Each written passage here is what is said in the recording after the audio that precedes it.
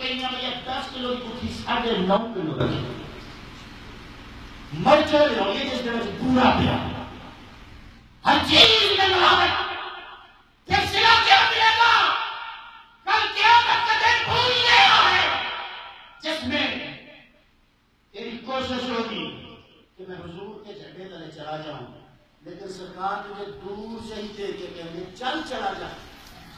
من غش فلیس منا تو ملاوٹ کرتا تو ہم میں سے نہیں ہے بتا پھر کدھر جائے گا پھر کس کے جھنڈے تلے آئے گا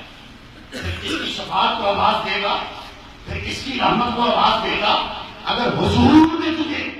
اپنا قرب نہ دیا بتا کدھر جائے گا تیرا کیا حال ہوگا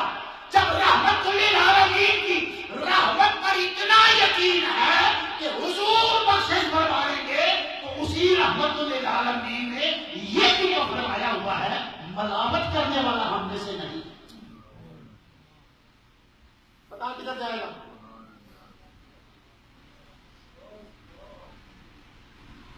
دسا ہوتی اس ویلے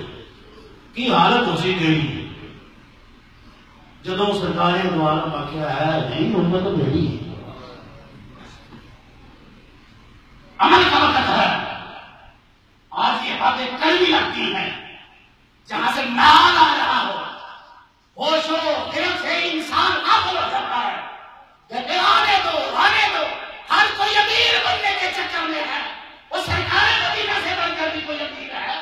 سرکار سے بن کر بھی کوئی دولت مند ہے سرکار سے بن کر بھی کسی کی حکومت ہے جن کی حکومت کا یہ عمل ہے میرے قریب فرماتے ہیں میرے 2 وزیر زمین پر ہیں 2 وزیر آسمانوں پر ہیں اور کیسا وہ قریب حکمران ہے کہ اس کو حکمرانی کی بات کرنے سے پہلے میرا رب پہلے اپنی ربوبیت کی قسم کھاتا ہے اور اپنے محبوب کی نسبت پر ناز کرتا ہے فلا وربک لا یؤمنون حتی یحکموک فیما شجر بینہم رب کریم فرماتا ہے کہ مجھے اپنے محبوب کے رب ہونے کی قسم ہے یہی میرا محبوب تمہارا حکمران ہے یہی تمہارے ٹکڑوں کا جانو ہے لیکن اتنا بڑا حکمران ہوتے ہوئے بھی آج ایک ملک کا حکمران ہو وہ اپنے جھنڈے پہ ناز کرتا ہے وہ کسی اور ملک کے حکمران کے جھنڈے تلے کھڑا پسند ہونا نہیں کرتا لیکن میرا نبی